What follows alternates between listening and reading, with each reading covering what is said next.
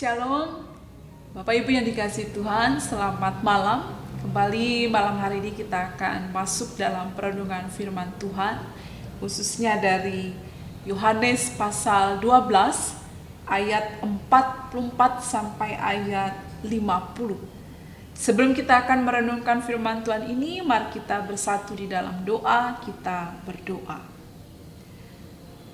Bapa kami yang bertahta di dalam kerajaan surga, terima kasih atas kesempatan yang diberikan kepada kami. Malam hari ini kami akan merenungkan firman-Mu dan kami memohon pertolongan kuasa Roh Kudus sehingga kami diberikan pengertian akan firman-Mu dan kami pun dimampukan untuk hidup di dalam kehendak-Mu. Urapi dan pakai hamba-Mu sehingga firman Tuhan yang disampaikan pada malam hari ini sungguh-sungguh mendatangkan berkat bagi umat-Mu yang boleh mendengar dan turut serta merenungkan firman ini. Di dalam nama Tuhan Yesus Kristus kami berdoa. Amin. Bapak Ibu yang dikasihi Tuhan, kita pada malam hari ini itu dengan perikop firman Tuhan, firman Yesus yang menghakimi. Tujuan utama Yesus datang ke dalam dunia ini adalah untuk menyelamatkan manusia dari maut. Karena upah dosa adalah maut.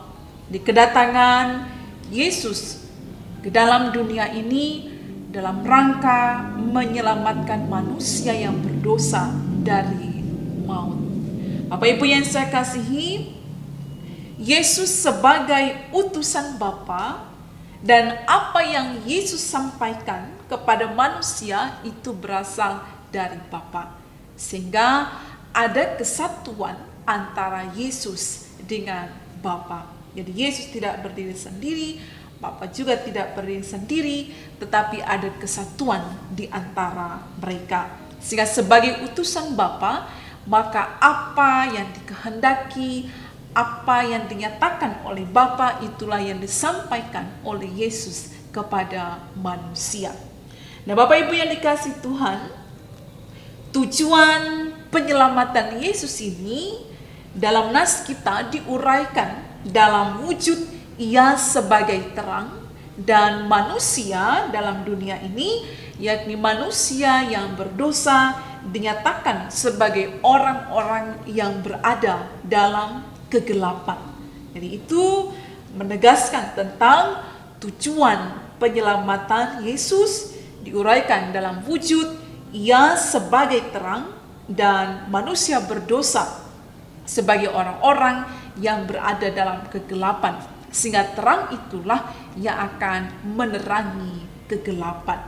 Nah, Bapak Ibu yang saya kasihi, selanjutnya kehadiran Yesus ke dalam dunia tentu dengan membawa ketetapan-ketetapan, hukum-hukum yang harus dipatuhi oleh manusia. Karena apa yang disampaikan oleh Yesus itu dalam wujud perkataan itulah yang mendatangkan keselamatan bagi manusia. Sehingga dalam hal ini kita sudah berbicara tentang perkataan Yesus. Sehingga ditegaskan dalam nas ini, perkataan-perkataan Yesus itulah yang kemudian membawa keselamatan bagi manusia.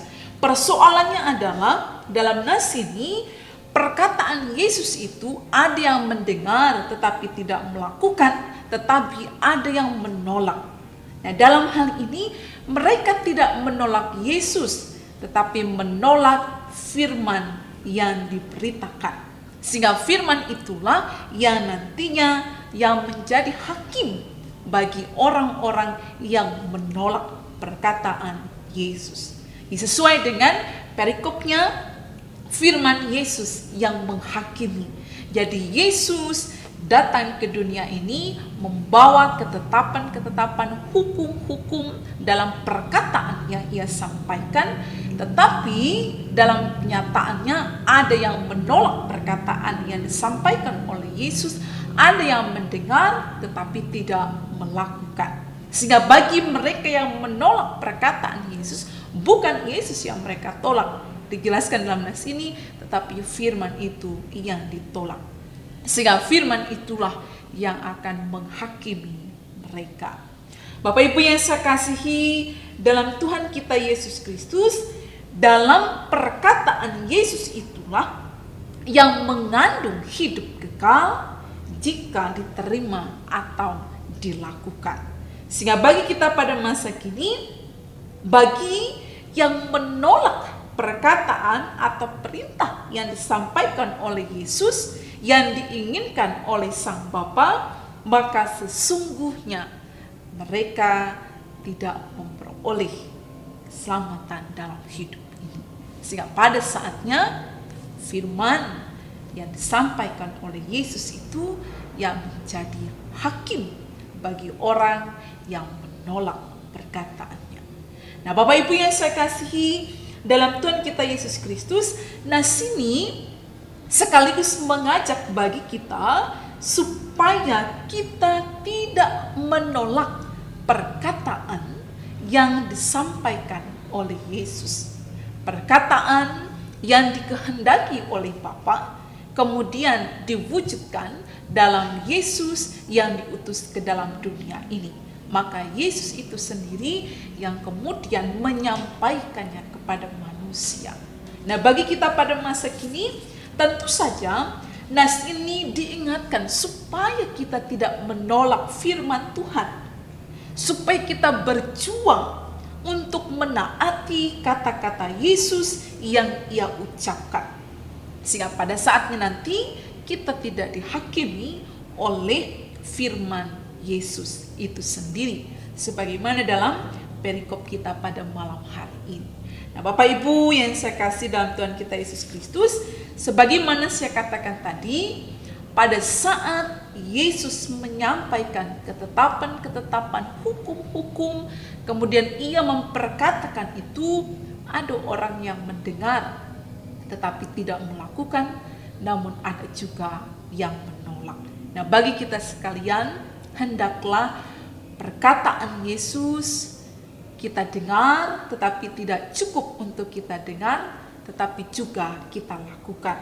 Dan tentu saja perkataan Yesus itu sendiri jangan kita tolak, karena apa yang disampaikan oleh Yesus, perkataan-perkataan yang ia ucapkan kepada kita itu mendatangkan sukacita, damai, sejahtera, keselamatan bagi kita oleh kasih karunia.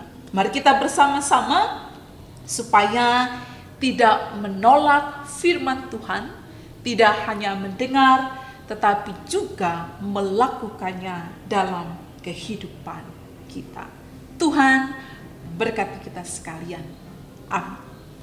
Mari kita tunduk kepala, kita berdoa mengucap syukur atas firman Tuhan ini. Kita berdoa.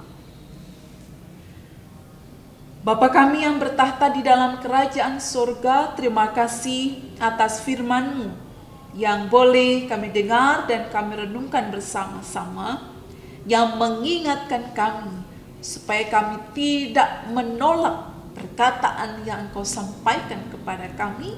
Kami juga tidak hanya mendengar, tetapi melakukan firman tersebut. Kami memohon kuasa Roh Kudus yang memampukan kami untuk melakukan firman yang telah Engkau perkatakan bagi kami. Diberkatilah oleh Tuhan seluruh umat-Mu yang boleh saja diberikan kesempatan untuk bersama-sama merenungkan firman Tuhan pada malam hari ini. Biarlah kami senantiasa hari lepas hari semakin mengenal kehendak Tuhan dan hidup di dalam kehendak. Di dalam nama Tuhan Yesus Kristus kami berdoa.